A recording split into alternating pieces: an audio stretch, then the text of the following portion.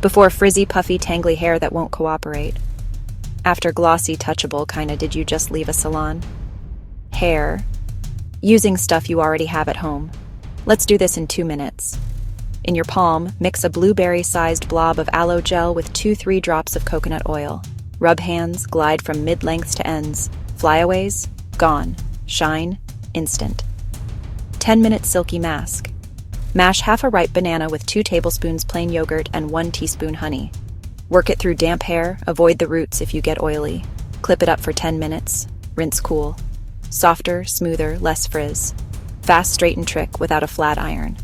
Mix 1/2 cup milk with 1 teaspoon cornstarch. Scalp massage. 3 minutes nightly with a teaspoon of slightly warm coconut oil. Small circles, full scalp.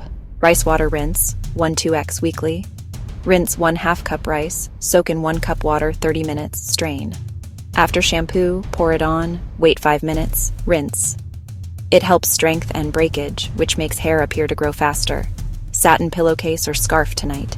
Less friction, equal sign, fewer split ends. Heat styling. Keep it on low, use a heat protectant, and finish with a cool shot to lock in smooth.